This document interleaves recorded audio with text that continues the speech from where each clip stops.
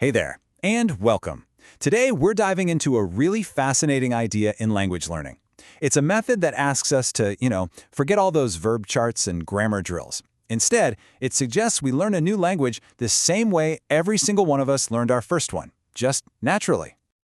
So let me just start by asking you this. Do you think it's actually possible to get fluent in a whole new language without ever once cracking open a grammar book? I know, it sounds a little crazy, right?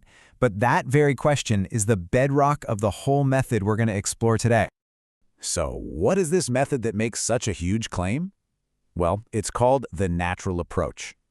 At its heart, the natural approach is a philosophy that really came into its own back in the late 70s and early 80s. And it was a big deal. It totally flipped the script, moving the focus away from dissecting grammar and instead putting all the chips on real, meaningful communication.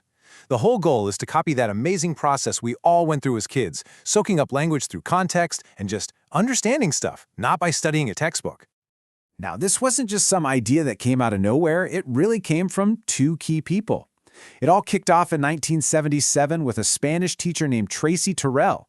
He was in the classroom trenches and saw that the old ways just weren't cutting it.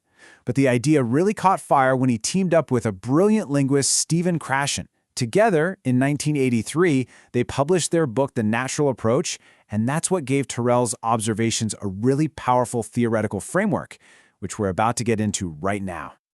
So what exactly is that framework? Well, Krashen built it on 5 main concepts, or as he called them, hypotheses.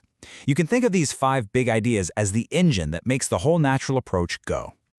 And here they are, the acquisition/learning hypothesis, the monitor hypothesis, the natural order hypothesis, the input hypothesis, and the effective filter hypothesis. Yeah, I know, it sounds a little academic, but trust me, these 5 ideas are the absolute key to understanding this whole thing. So let's break them down one by one. Okay, first up, and this one is the most important distinction of all. The theory says there are 2 totally separate ways we get language skills. On one side, you have acquisition. This is that unconscious picking it up process.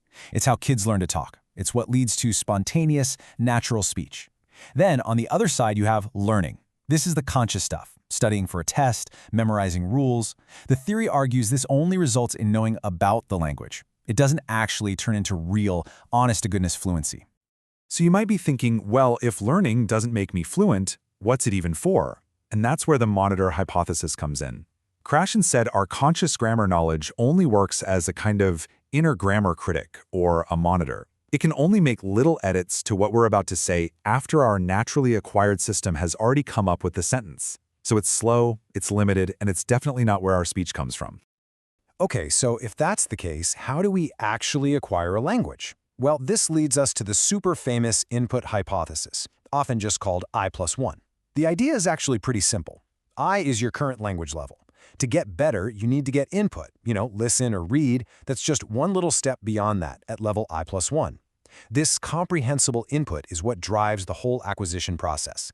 And this connects to another idea, the natural order hypothesis. It basically says we all acquire the parts of a language in a predictable order, and you can't just change that order with a textbook, which is a huge reason this approach doesn't really care for grammar drills.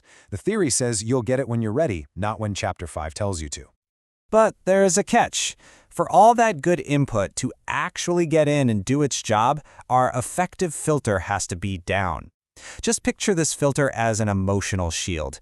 When we feel stressed out, anxious, or just not confident, that shield goes way up. And when it's up, it blocks that comprehensible input from ever being acquired. This is precisely why a relaxed, low-stress environment is absolutely critical for this method to work. Okay, that is a whole lot of theory. I get it, and it's really interesting stuff. But the million-dollar question is, what does this all actually look like in the real world? How on earth do you build a classroom around these ideas?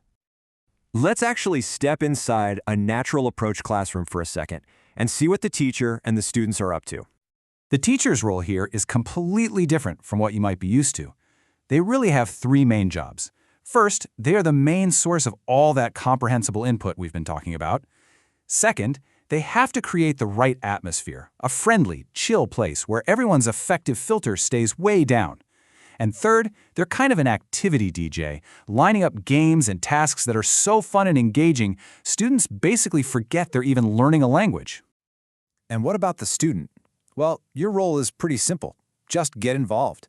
The whole point is to lose yourself in communicating about something interesting. You're not supposed to be sitting there consciously trying to learn grammar. And here's a huge one. Students are never, ever forced to speak before they feel ready.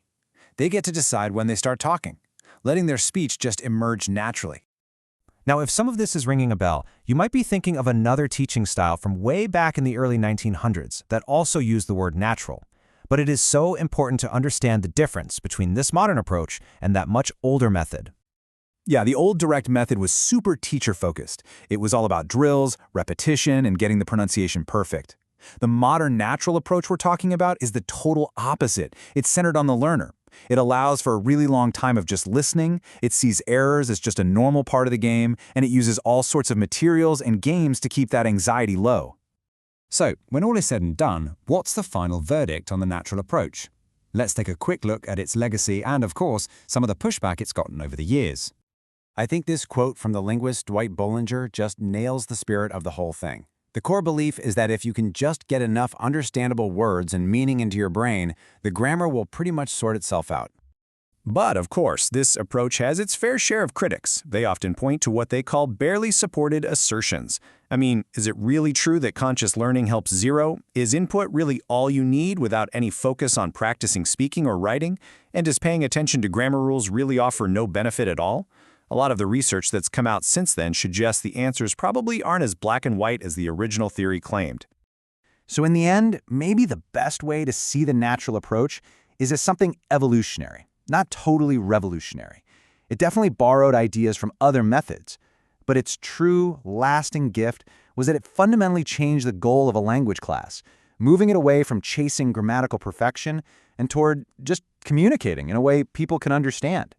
And that focus has had a huge, lasting impact on language teaching all over the world. Which kind of leaves us with this final thought. You know, the big debate at the heart of the natural approach is still very much alive today. When it comes to really truly mastering a new language, what do you think is more important? The structured, step-by-step guidance of instruction, or the messy, meaning-filled chaos of total immersion? It's definitely something to chew on the next time you think about learning a language. Thanks for tuning in.